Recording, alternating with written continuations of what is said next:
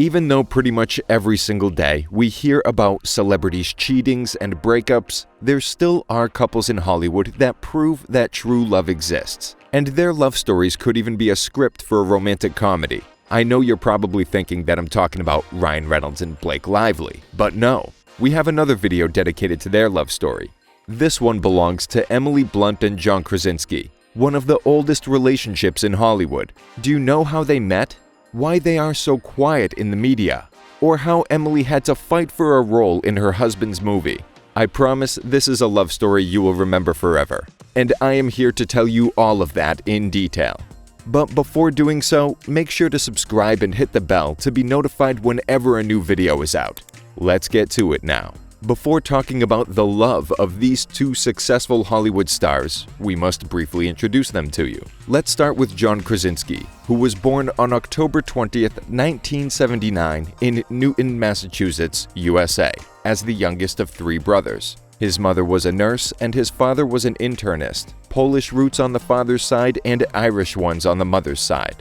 John first started acting in high school. He appeared in a satirical play written by B.J. Novak, who later became his co-star in the TV series The Office. But we won't be talking about that for now. After graduating from high school, he planned to earn his master's in English. But before starting college, he taught English in Costa Rica for a year. John graduated with honors from Brown University in 2001. He got an internship as a scriptwriter on Late Night with Conan O'Brien. John gained popularity by playing the role of James "Jim" Duncan Halpert in the series The Office from 2005 to 2013. John's debut on the big screen was with a small role in the movie Kinsey. After that, he appeared in Jarhead and The Holiday. For a short time, he became a specialist in romantic comedies, playing in movies such as License to Wed, Leatherheads, Away We Go, Something Borrowed, and Big Miracle with Drew Barrymore. John also repeatedly lent his voice to different characters in animations, and in 2006, 2009, 2018, and 2019, he was listed as one of People's Sexiest Men Alive. As his career progressed, Krasinski also made himself known as an excellent director, but we will tell you about this when we introduce his wife, so wait a little bit longer for that part. Now, let's talk about Mary Poppins. Emily Blunt was born on February 23, 1983 in London. Her father is a barrister and her mother is a former actress and teacher. Interestingly, Blunt stuttered in childhood. Her mother took her to relaxation classes, but they didn't help much. It wasn't until the girl was 12 that one of her teachers invited her to perform in a school play and asked Emily to change her voice, and that is when it all disappeared. Emily loved acting. She attended Hurtwood House in Dorking, Surrey, a private sixth form college known for its performing arts curriculum. There, she practiced sport, singing, cello, and had theater classes. Emily made her musical debut at the Fringe Edinburgh International Festival, and afterward she appeared in various performances, including The Royal Family, alongside Dame Judi Dench. Emily's first appearance on the big screen was in 2003 in the film Boudica, and a year later she starred in My Summer of Love. However, her breakthrough movie was The Devil Wears Prada, where she starred alongside Meryl Streep and Anne Hathaway.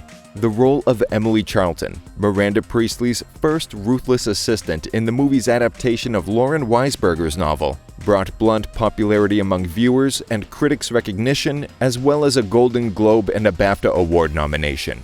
After this movie, Emily appeared in other movies such as The Young Victoria, Salmon Fishing in the Yemen, The 5-Year Engagement, Edge of Tomorrow, and Sicario. But let's get back to The Devil Wears Prada. After that movie, Meryl Streep named Emily as one of the best actresses she has worked with. A few years after this movie, Emily's life completely changed. In 2008, after ending her long relationship with Michael Bublé, Emily was finally able to move on. At that time, John Krasinski was not looking for love because, as he mentioned in interviews, he wanted to enjoy the life of a single man in Los Angeles. During that time, Emily had stolen John's heart after the movie The Devil Wears Prada. Little tiny cinema crush. Later, in an interview, he joked that he was probably the only guy on earth who had watched this comedy a million times. John and Emily met in November 2008 through a mutual friend. could be Anne Hathaway. They were both in the same restaurant, and John came over to say hello. On the show Late Night with Seth Meyers, Emily emphasized that their meeting was quite ordinary and even lame. Krasinski did not join them then, just looked at her and made her laugh. She also admitted that she knew immediately that he was the one. On The Ellen Show, John revealed that when he saw Emily for the first time, he was very nervous, and that was when he knew. He said, "I met her and I was so nervous. I was like, oh God, I think I'm falling in love with her. As I shook her hand, I went, I like you." And the rest is history. Although the couple tries to stay away from the spotlight, they occasionally reveal funny stories or small details about their relationship in interviews. Thanks to this, we know where John took Emily on their first date. The actor told Conan O'Brien that he took Blunt to a gun range. Krasinski decided that he was gonna blow it anyway, so why wouldn't he just blow it right away on the first date? Apparently that worked in his favor and she ended up liking him. And the result of that great date? In August 2009, the couple got engaged.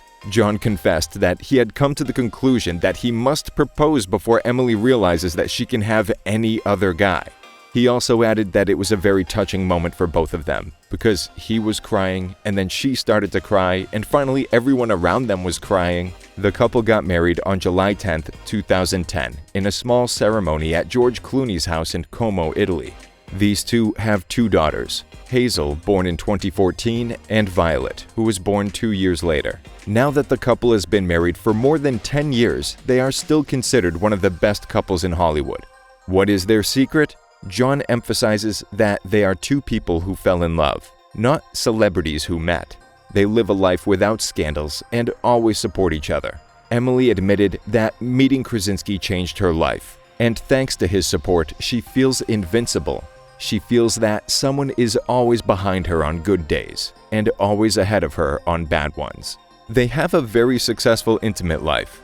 During the promotion of the film 13 Hours, The Secret Soldiers of Benghazi, the actor confessed that working on his figure and improving his appearance had greatly influenced him. Although the couple hadn't worked professionally with each other before, recently they made a movie together.